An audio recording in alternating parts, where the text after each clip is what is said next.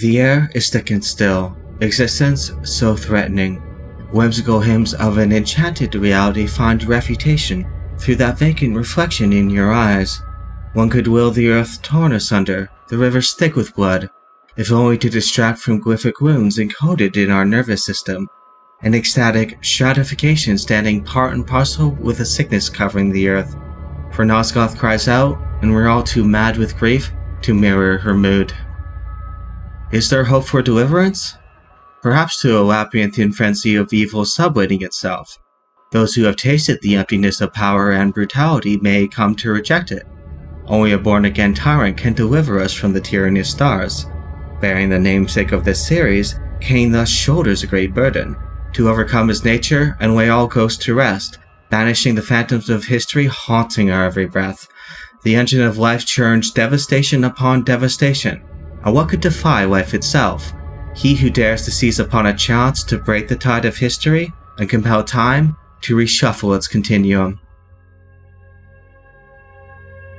Where time is but a loop, a loose stitch in the universal cloth, a streamer might seize upon a chance, a fatal slip, and plunge the fate of planets into chaos.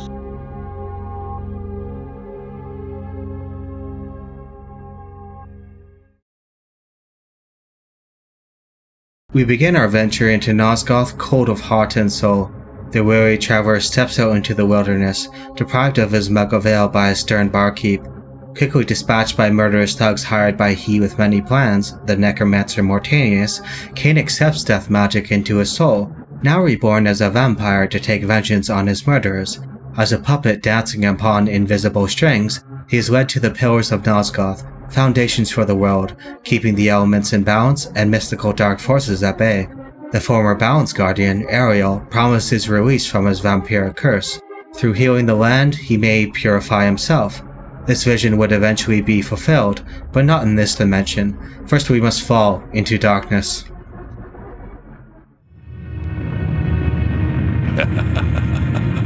You will have the blood you hunger for. Ariel employs Kain as the scourge of the circle, all while veiling his true destiny as the balance guardian born to succeed her. For this enigmatic spectre was slain by nefarious forces intent on overthrowing the pillars. The consequences are thus: as our tragic hero is called to fill Ariel's role, Nutproctor discovers her lifeless form and, as the guardian of mind, is consumed by a sorrow that spreads like a contagion among all the guardians who are symbiotically bound. Ariel divines that each member of the circle must die in order to restore the corrupted pillars and thus heal the land. Kain, marked by a relentless and sociopathic nature, will heartlessly extinguish their lives, yet waver at the final sacrifice. Placing himself above the fate of Nosgoth, we are led to believe that he is the catalyst for its demise. Naturally, there lurks a suspicion that his tragic dilemma was meticulously calculated to bring about the fall of the pillars, regardless of the choice he made. These were the pillars so familiar to my blighted eyes, but now that I had begun to learn their true significance, I regarded the pillars' destruction with a new, enlightened sense of horror. And I questioned now whether Kain's simple refusal, his mere ambition, could truly have caused such devastation. I felt that some darker influence was at work here. Throughout Blood Omen, Kain contemplates his own life, commencing his quest in search of liberation from the curse of vampirism, only to find himself increasingly scornful of humanity and Nosgoth at large. During this epoch, he suffers fleeting moments of humility. Those very souls he would once have deemed beneath his noble gaze now merely add to the miasma of his animate death. He forgoes the social bonds that once tethered him to a life of comfortable ignorance. As he would disdainfully remark at the court of King Otmar, even these aristocratic remnants of his former self now evoke only his ire. The court of King Otmar, shades of my former existence, proud and self-absorbed, surrounded by all the finery of the realm, secure in their ignorance. As I walked among them, I smirked, thinking of the carnage that would befall them at the hands of the legions of the Nemesis, the glorious flames, and the inevitable rape and pillage. Out of my way, peasant! The stench of the fields hangs over you like a pall. His presumptive disregard for other people causes Kain to underestimate his quarry, chief among them the cunning time streamer Mobius. It is Mobius, after all, who insidiously designs much of Kain's quest and, as we later discover, rewrites the map of his fate. The time streamer, in his cryptic wisdom, once warned, All in time, Sirrah. Yes, time. Unless you master it, it will master you. For years, Mobius has meticulously poisoned the heart of the once innocent boy king, William the Just, twisting him into a bloodthirsty tyrant bent on purging all life from the land of Nosgoth. Kain, blinded by the tantalizing chance to alter history, takes the fateful step, plunging into the past to slay William before he can ravage Nosgoth. Yet, in doing so, Kain unwittingly becomes the instrument of Mobius's grand design, a catalyst for a brutal, genocidal war against the vampire menace. I make no pretense to justify my killing, yet these vampire hunters would cloak their bloodlust beneath a veil of righteousness. Hypocrites! They would make themselves judge and jury. Very well then, let us see how they take to my role as executioner. More ominous still are the forbidden consequences. As mankind clutches power over the pillars of Nosgoth, the fabric guarding this world from untold horror frays. The dark entities, known only in whispers as the dreaded unspoken, lurk at the fringes of reality, awaiting their chance to invade. Kain, bearing the heavy mantle of Balance Guardian and corrupted by Nepreptor's madness, becomes a pawn in a perilous game. As we have seen, many, like the wraith Ariel, urge him toward a grim end, to take his own life in a redemptive act of sacrifice, a death that would ultimately usher in the triumph of the unspoken. Yet, Kain's defiance in the face of this ultimate surrender, as witnessed at the close of Blood Omen, is born not only of spite for a world that has manipulated him, but from something beautiful and profound.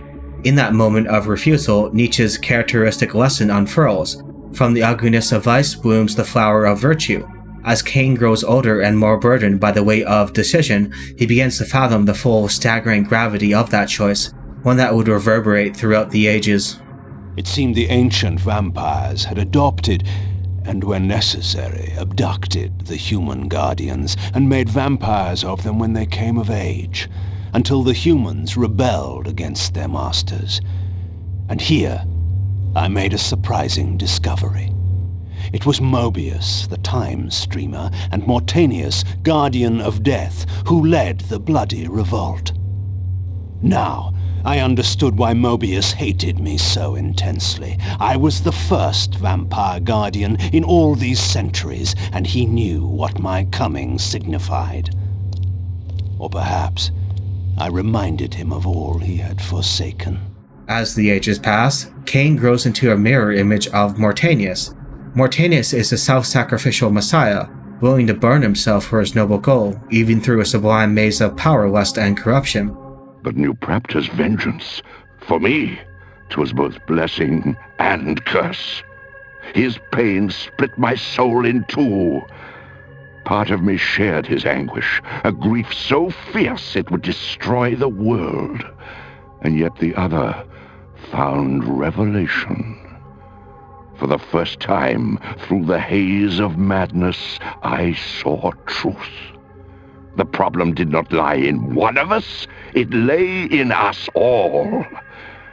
We are relics, old friend, remnants of an era long gone, seeking to play gods in a world that no longer needs us. Our death shall resurrect the world. All nobility worth the name requires some urge towards self-sacrifice. Observing the luminous love required to achieve one's goals in this way, Nietzsche once commented, "Life, that is continuously shedding something that wants to die. Life, that is being cruel and inexorable against everything about us that is growing old and weak, and not only about us. Life, that is, then, being without reverence for those who are dying, who are wretched, who are ancient, constantly being a murderer, and yet old Moses said, 'Thou shalt not kill.' What does the man of renunciation do? He strives for a higher world. He wants to fly further and higher than men of affirmation. He throws away much that would encumber his flight, including not a little that he esteems and likes. He sacrifices it to his desire for the heights.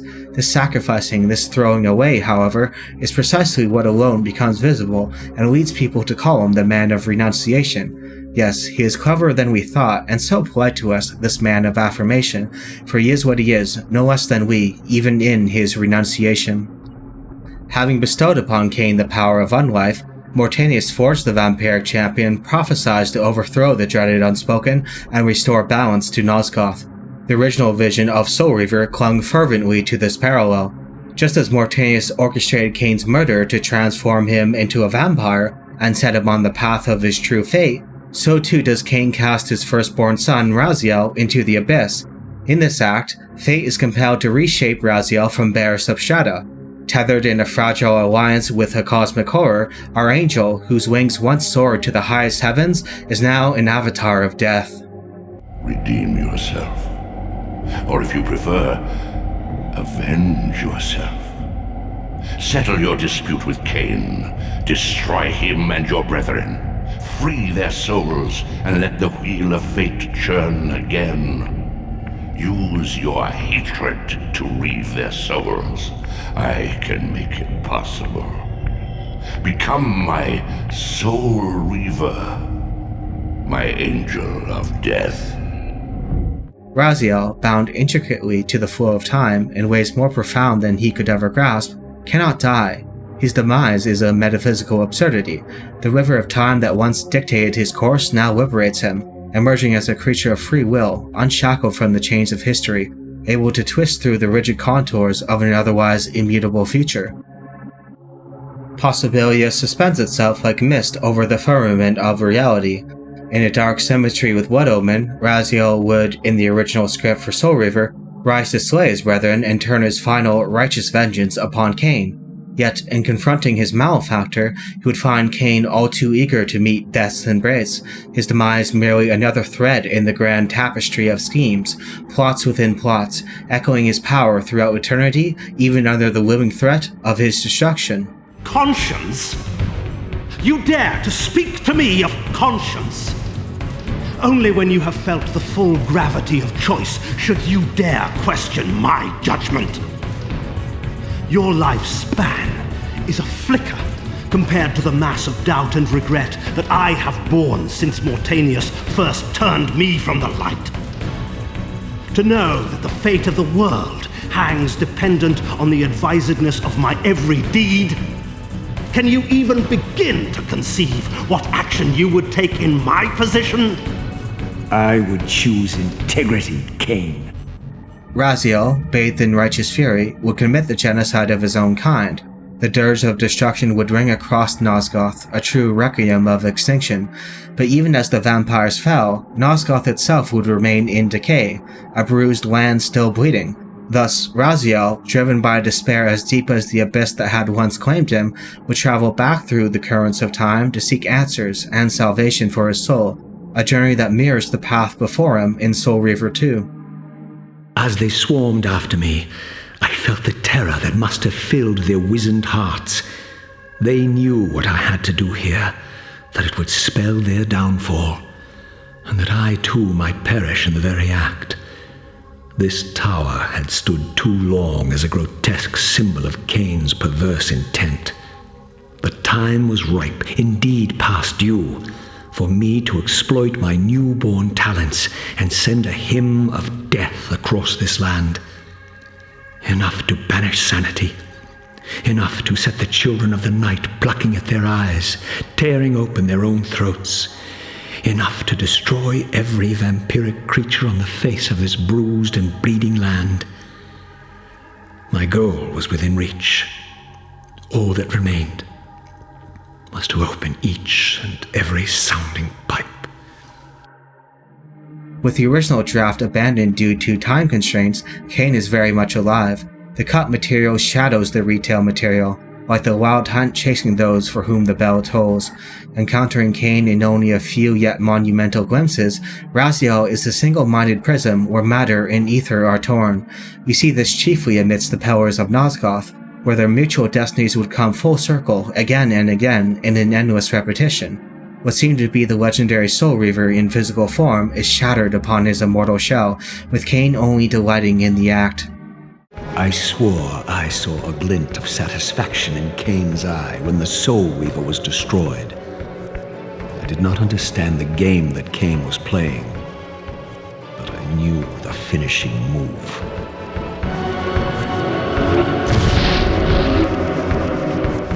This is, of course, key to his true endeavor. We find Kain at the heart of a labyrinth decorated by the crystalline caves protecting Mobius's chronoplast chamber. Raziel is tormented by dark visions along this journey, seeing the Eye of Eternity gaze into him with each forbidden look. What we see is not only the future, but echoes of alternative events, representations of the scenes planned for the original game. The distance between Alpha and Omega is compressed onto one singularity. The lost ghosts of an author's thoughts have a way of impressing themselves onto their future work.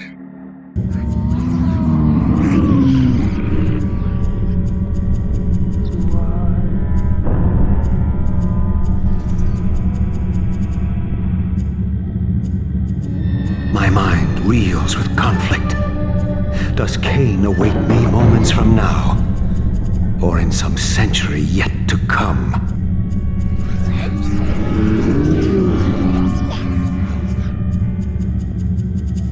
Whereas our enraged ghoul only wants blood, his malefactor delivers more cryptic words and, in his half-mad wisdom, flaunts his clairvoyance and ominous prescience.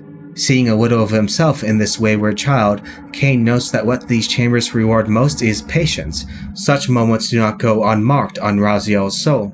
For all the hatred striding the distance between them, his former master still has the power to shut him down at a moment's notice. Their once close relationship is not forever lost to them. Raziel burns with vengeance, yet his fury is tempered by an insatiable thirst for knowledge, a fire that rages both within and beyond his quest for retribution.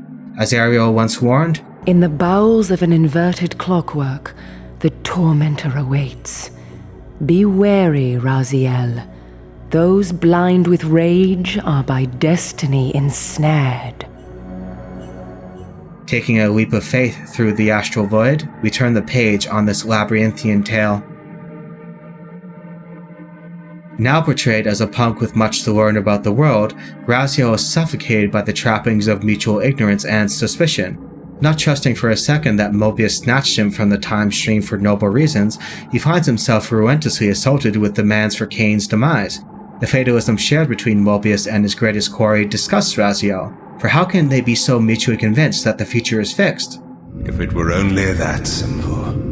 Your fatalism is tiresome, Kain. And profoundly ingrained, Raziel. You must understand, our presence here doesn't alter history. You and I meet here because we are compelled to. We have always met here. History is irredeemable. Drop a stone into a rushing river, the current simply courses around it and flows on as if the obstruction were never there. You and I are pebbles, Raziel, and have even less hope of disrupting the time stream. The continuum of history is simply too strong, too resilient. It would seem their assertion is flawless, save for a singular critical exception. Imagine, if you will, that history, like a serpent, coils endlessly upon itself in a perfect circle, with each event recurring with a probability no less than 0.9 repeating, nearly certain as the glowing dawn. Yet, at some rare juncture in this infinite procession, a faint glimmer of chance, like a flicker in the firmament, allows an anomaly to breach history's immutable flow. This singular marvel, whispered in the shadows of fate, is ultimately what Kain himself gestures toward, unveiling the wondrous secret with cryptic grace. You said it yourself, Kain. There are only two sides to your coin. Apparently so. But suppose you throw a coin enough times. Suppose one day it lands on its edge.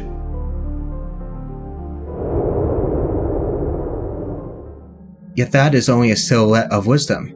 Remember that Raziel is essential to the flow of history. His destiny must be completed, else the cosmos hangs in the balance. This leads us to a very interesting place. We will flip Spinoza on his head. For Spinoza, the universe was made of one substance, not multiple, not say tables and chairs identified as individual essences bearing properties, yet it had infinite attributes. Important for us are the mental and physical qualities. Spinoza held to a principle of sufficient reason so strong that contingency was impossible. This literally means that everything which exists is necessarily existent. Moreover, the mental and physical worlds, instead of causally interacting in a dynamic flow, run parallel together, tracing along their preordained paths. There is no true interaction between our mental states and our bodily states. They are sequenced in their eternal fixity. Freedom, for Spinoza, was found in the self-conscious realization that nothing is within our control. Through love of fate, we gain a kind of satisfaction and internal harmony with the plan of God. Now imagine, in defiance of Spinoza, that fate did not govern every moment in time and space, but converged upon inescapable fixed points. I suppose there is no God to pull these strings, only the governing laws of a natural cosmos remain. It would seem absurd that every turn and winding path must be dictated by some source, whether it be metaphysical laws or a concrete continuum. I may not be fated to take breakfast this day, yet I am compelled inexorably to die. Suppose, moreover, that in this vast openness one might rationally contemplate and conspire against fate's hand. Since fate does not fix your exact mental states at any particular moment, you are free to reflect on the condition of being a predestined creature. As Kain would proclaim, one can only match, move by move, the machinations of fate, and thus defy the tyrannous stars. What if you could identify a fixed point so essential, so pivotal to the flow of history, that you could render new actualities upon that very moment? Herein lies the profound importance of Raziel. As Raziel uncovers through the winding tale of Soul Reaver 2, the weapon he once bore as a symbiotic ally was, in truth, a parasite, vying for dominion over his very essence. It was his own soul, twinned and bound eternally to him, awaiting their final fate, to become the ravenous force imprisoned within the Reaver blade. Yet for Raziel to be consumed by that blade, his past and his future must collide, converging in the exact moment where his twin soul exists both within and outside the Reaver. This is the fateful instant, the pivotal point upon which Kain cast the totality of their destinies. And then, a growing sense of vertigo and a familiar displacement. The paradoxical moment when my twin soul hovered both outside and inside the Reaver blade. This was the instant, the glimmer of temporal distortion Kain had been counting on all along. This was the edge of the coin, the minute flicker of probability upon which Kain had gambled everything.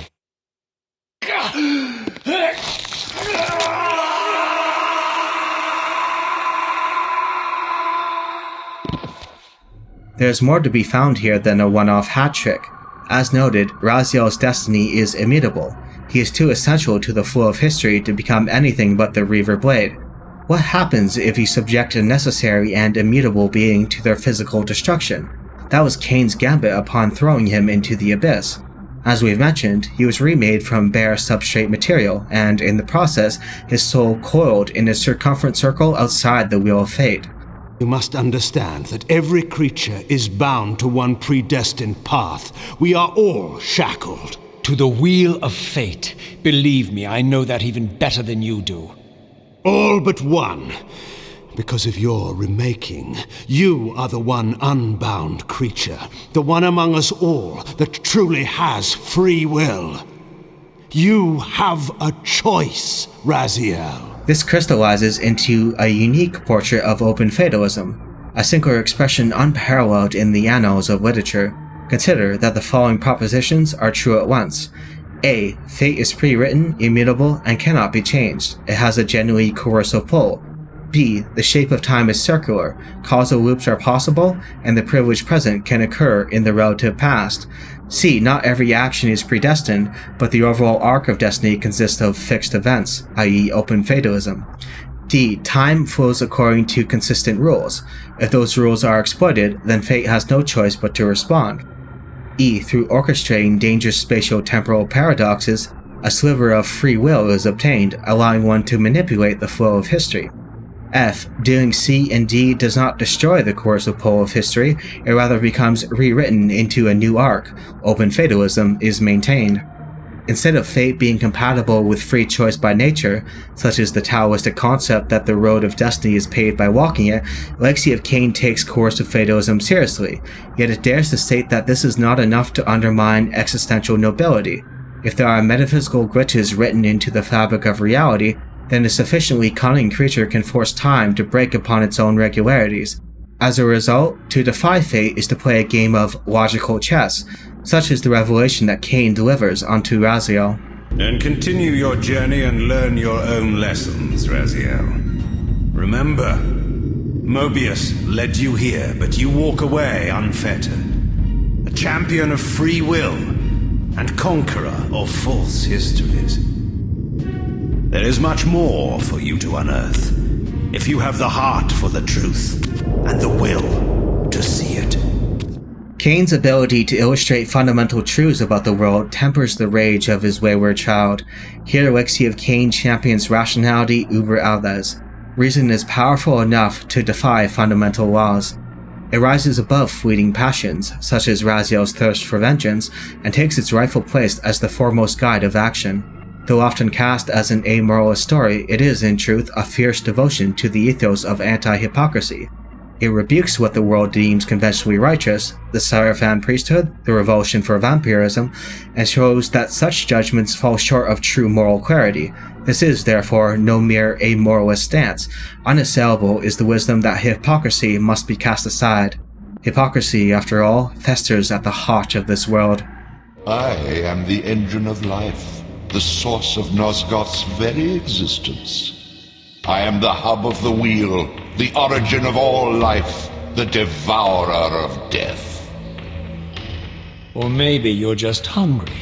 Could it be as simple as that? Wouldn't that be poetic irony? The great adversary of the vampires turns out to be the biggest parasite of them all.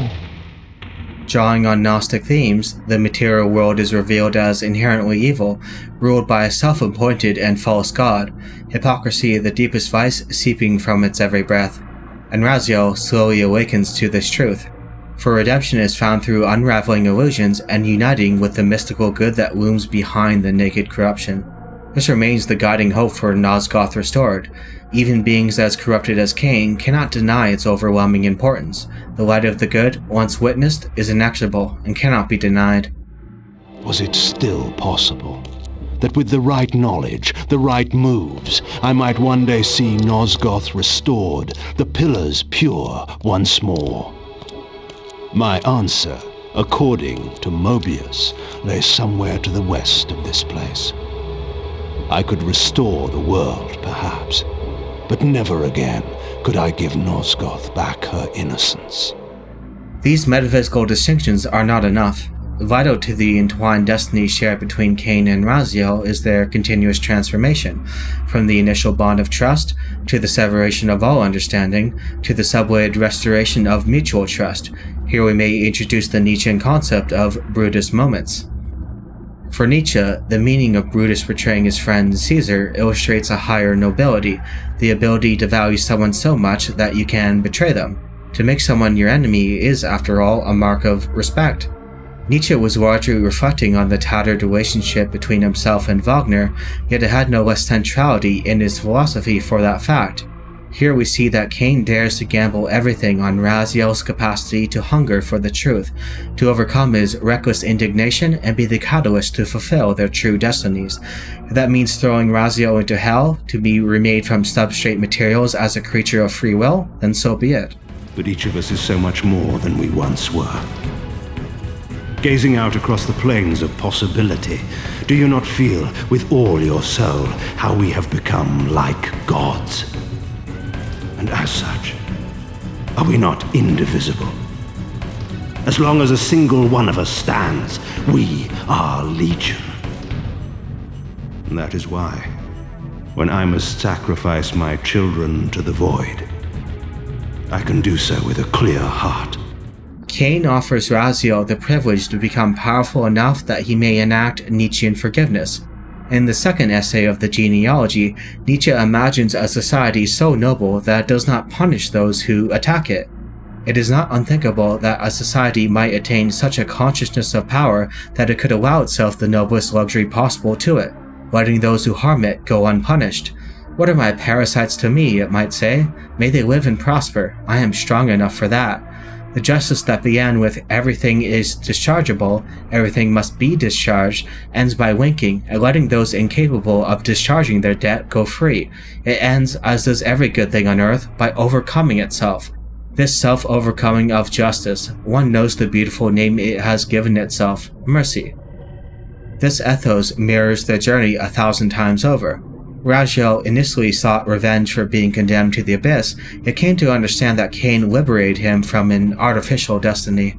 But now all your little schemes are whirling in ruin around you, aren't they? All because I chose to exert my will for once, rather than obey the demands of sorcerers and spirits and demons, all singing the same tiresome refrain, "Kill Kain."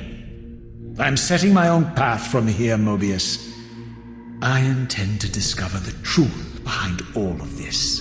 This would not be the end of their story, however, as Kreia from Knights of the Old Republic 2 would remind us, to believe in an ideal is to be willing to betray it.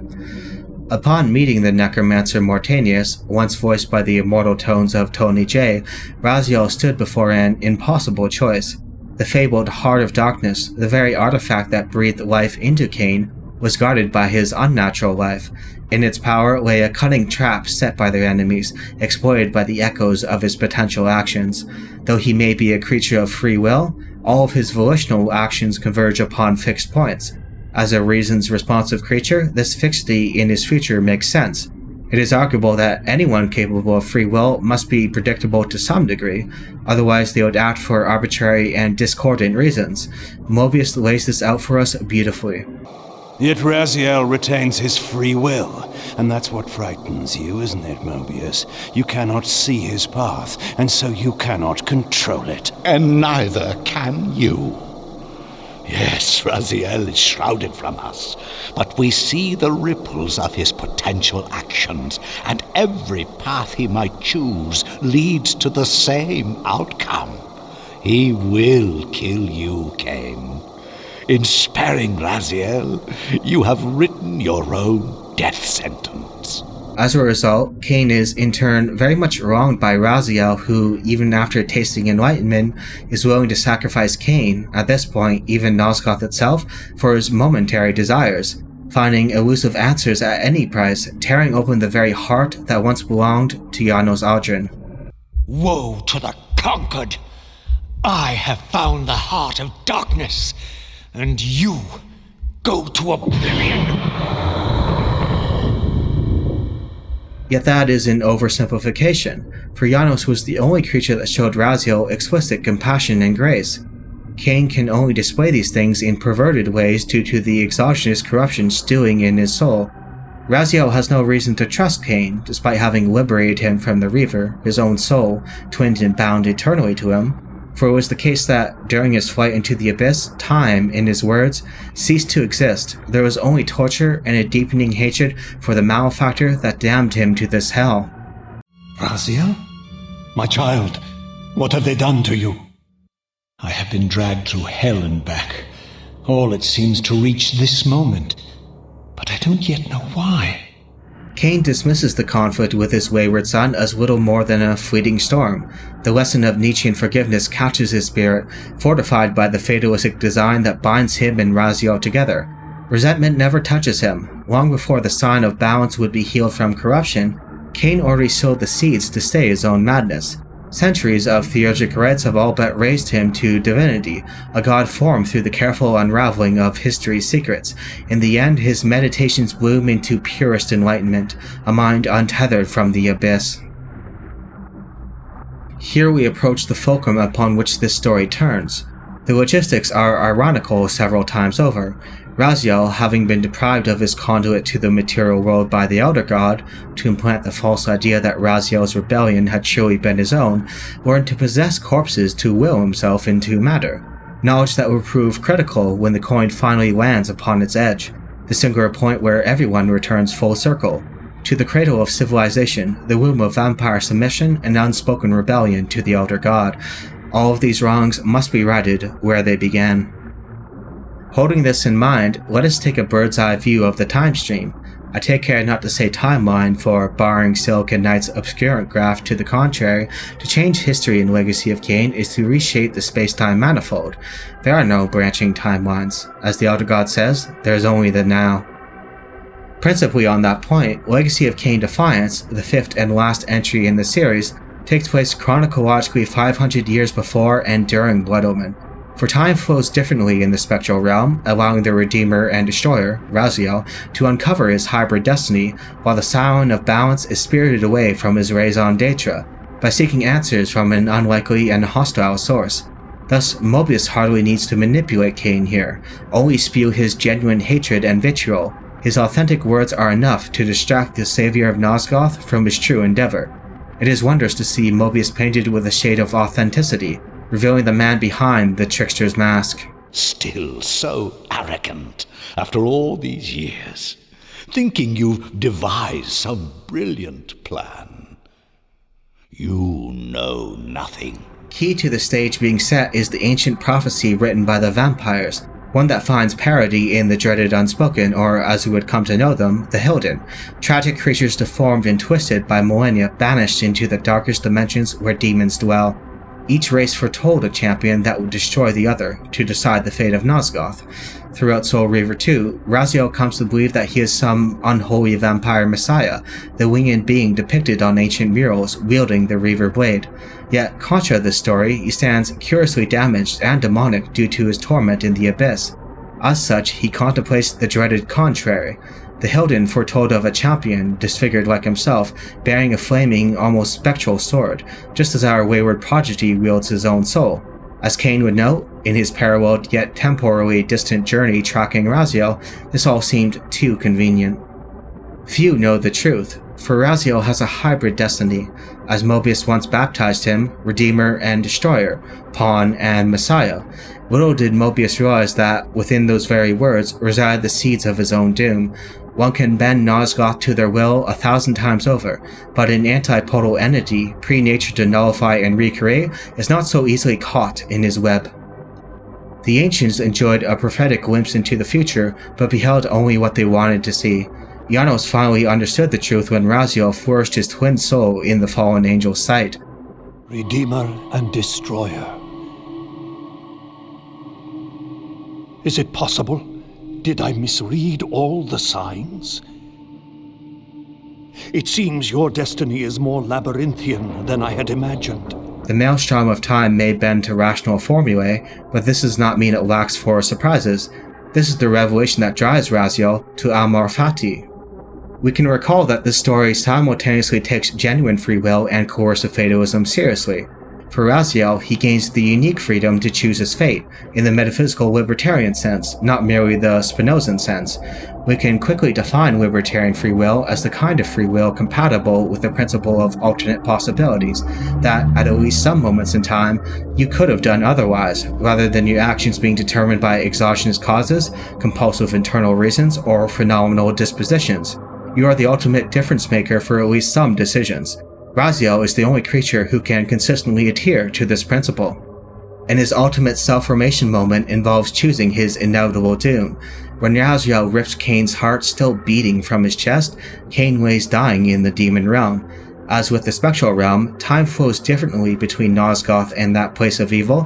When Janos instructs Raziel to activate the Spirit Forge, all Balance Guardians, past and future, are called to its nexus. As a result, the true destiny of the Sign of Balance is set in motion. Kain wakes as a grim survivor of the makeshift final battle in Avernus Cathedral and feels strongly drawn to the Vampire Citadel, the aforementioned cradle of civilization. His survival is now a metaphysical necessity. What was once a hostile force conspiring against him is now a weapon to be wielded with the serendipity of absolution. The Elder God resurrects his greatest disciple for one last bit of temporal wisdom, and therein lies his greatest mistake. Kain easily dispatches Mobius, and upon Raziel feeling the crushing force of revelation about who and what he is, the noble ghoul recomposes himself with the corpse of the time streamer and ensures Kain would, unwillingly, imprison his soul in the Reaver. Raziel disperses his twin soul into his former master, baptized with the purified spirit of Ariel, simultaneously dooming and liberating himself from his terrible destiny. He will play out this purgatorial cycle for all eternity, but in that repetition, there is an aspect of himself that finds oblivion. His damnation and his redemption recur eternally. And I am not your enemy, not your destroyer. I am, as before, your right hand, your sword. No, Raziel. This can't be the way. And now you will see the true enemy. As such, we can add depth to Amor Fati by reading wisdom from Nietzsche's concept of eternal recurrence. This principle is often misunderstood as the infinite reoccurrence of events in space-time. It is, instead, a truly eternal recurrence. As Nietzsche mentioned in his notebook somewhere between March and June 1888, in the great dice game of existence, it must pass through a calculable number of combinations. In infinite time, every possible combination would at some time or another be realized. More, it would be realized an infinite number of times. And since between every combination and its next recurrence, all other possible combinations would have to take place, and each of these combinations conditions the entire sequence of combinations in the same series, a circular movement of absolutely identical series is thus demonstrated, the world as a circular movement that has already repeated itself infinitely often and plays its game in infinitum. Here we notice, as symbolized in Raziel's health bar and otherwise baked into the environmental design, such as the swirling abyss itself, this circular flow is integral, indexical to the very essence of Legacy of Kain. The world is a series of expanding concentric circles, eating into each other whenever Mobius or Kain orchestrate spatial-temporal paradoxes. There's nothing but the fatalistic time loop, illustrated aptly in the Mobius strip omnipresent throughout the journey, the multidimensional Ouroboros eating its many tails. We can see this embodied in the many ironies defining Kain's undead son. A critical juncture in the original Soul Reaver had Raziel uncovered long-buried secrets, revealed by Nosgoth's endless cataclysms, for it was here that he realized that his former master played a sick joke.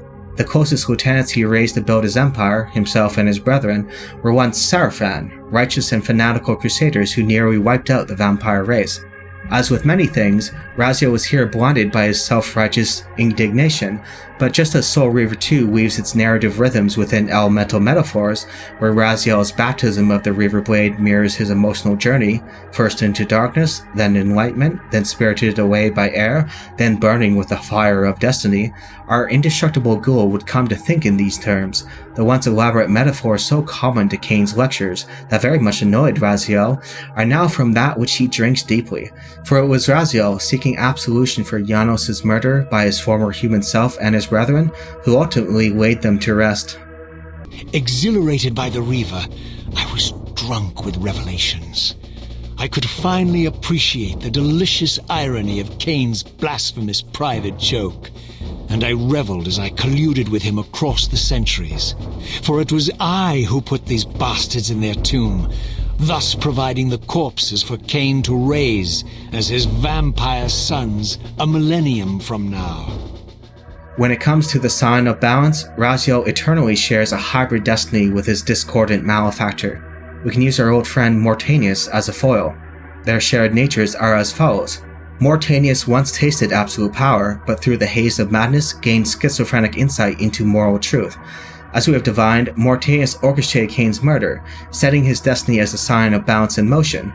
Kain himself was once a much greater tyrant, but as we've seen, walked in the shadows of wisdom. He too set Raziel's destiny in motion by casting him into the abyss and, as we've uncovered, forcing the cosmos to fashion a creature who truly possesses free will. Raziel becomes a soul-devouring ghoul, alienated from his prior nature twice over. We have seen then how hypocrisy and madness can grow into nobility. It can pulverize the static force of earth, ascending one up to the very stars and beholding the forms in their purest image. In Raziel's original haste to pursue Kain, he had said much about self-sacrifice, saving the world, and healing the land, yet Kain shuts this down as empty moral posturing, not at all the product of altruism, but narcissistic injury. Let's drop the moral posturing, shall we? We both know there's no altruism in this pursuit. Your reckless indignation led you here. I counted on it. For all the wisdom present in these words, Raziel ends up the victor of this argument, choosing what Kain never could, an ultimate sacrifice for the world, not just his own death, but his eternal doom. Throughout the last entry of the series, Raziel lived with ironical fear of a choice he would freely make. Let us move away from salvation and into abstract contemplation. A primary concern against the possibility of causal loops involves the directionality of time. If there is an intrinsic directionality to time, either as reducible to causal loops or existing as a primitive feature, then it seems we could rule out causal loops a priori. It is such a concern I'm more sympathetic than anyone. Here's a rough outline of a very traditional view of time, which I take to be true and compatible with contemporary physics.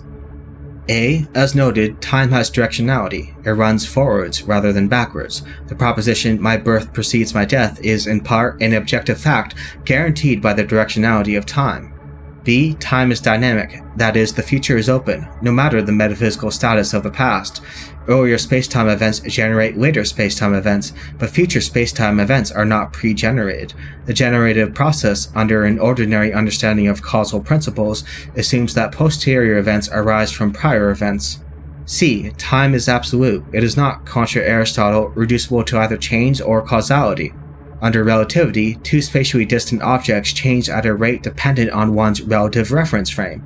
However, the fact that some objects underwent change of some fuzzy duration is an absolute fact not dependent on change or causality. There is a temporal ordering to events that cannot be reduced to their causal relationships. When people are exposed to relativity, their intuitive reaction is that time either doesn't exist or that it is an eternal static sheet, where the past, present, and future are equally real, and temporal ordering is relative. An event happens before another relative to a disjointed set of events, but this only involves reference frames, not an objective metaphysical status.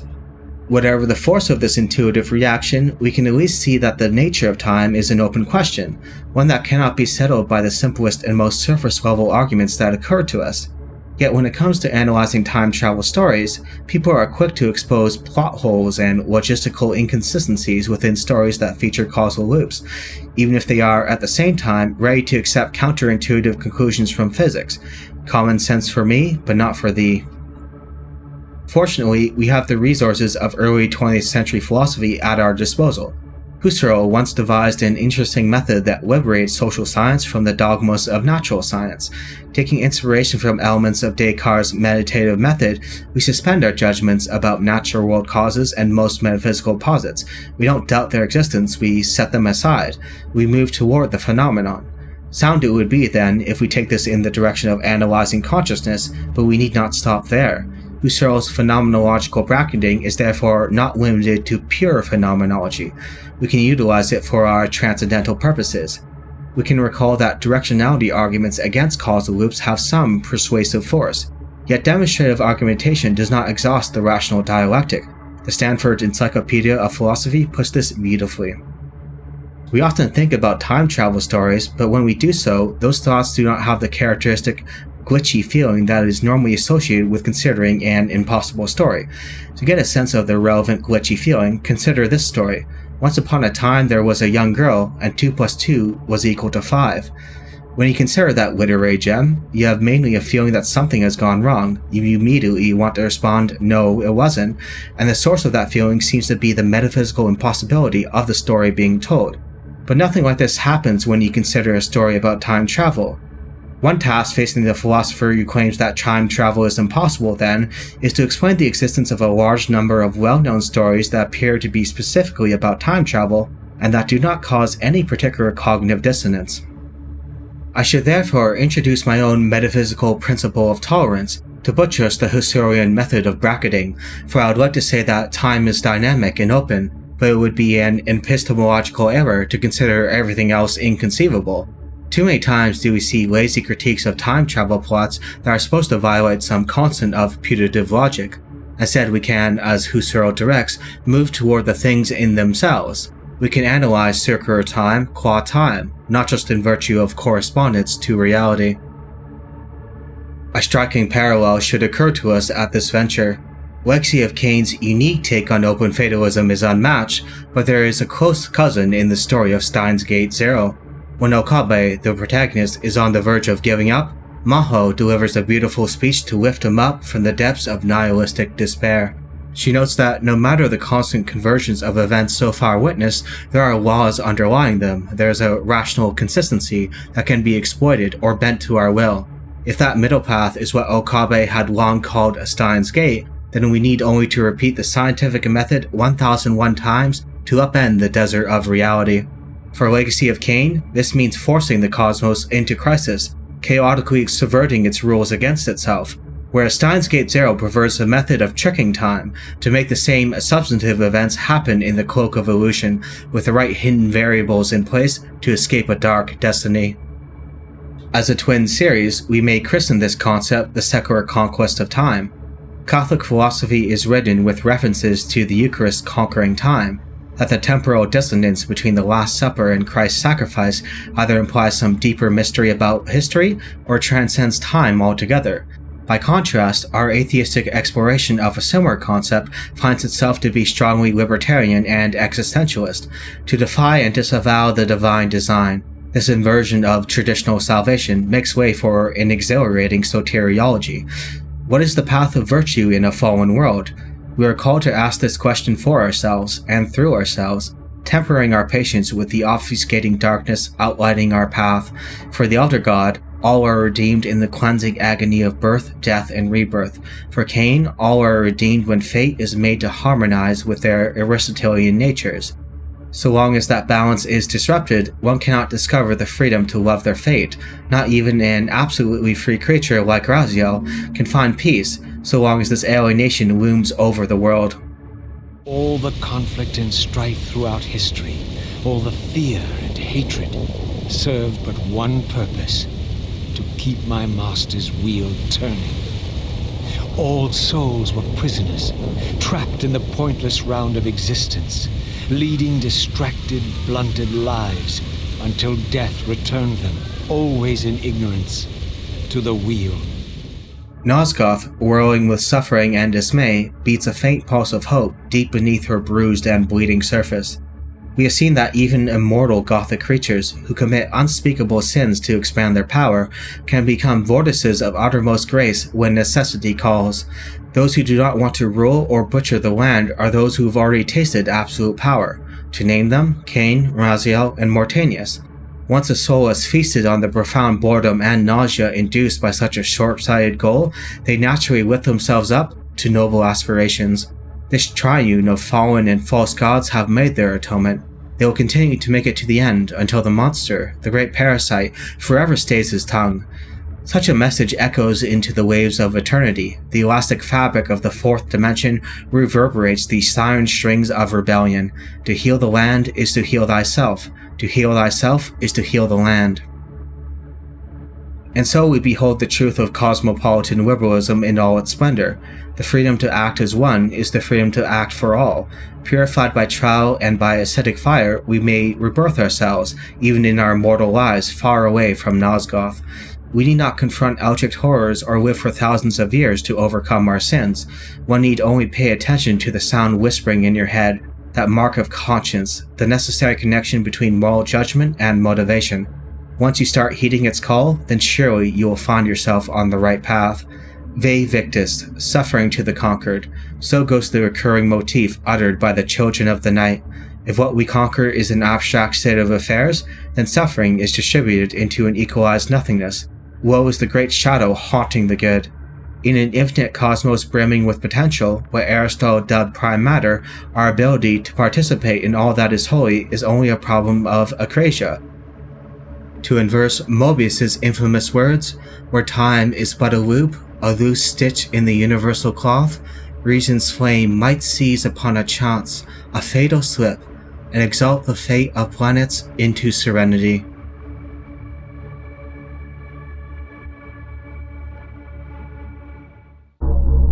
Now at last The masks had fallen away. The strings of the puppets had become visible, and the hands of the prime mover exposed. Most ironic of all was the last gift that Raziel had given me. More powerful than the sword that now held his soul, more acute even than the vision his sacrifice had accorded me. The first bitter taste of that terrible illusion. Hope.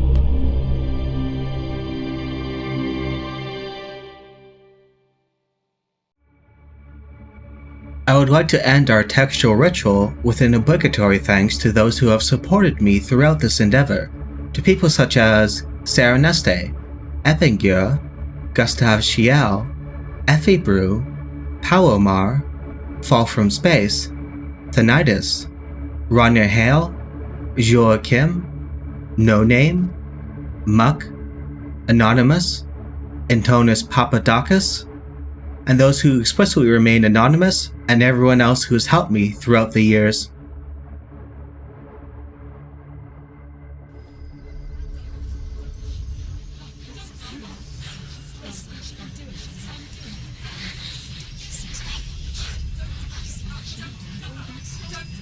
The darkness touched you.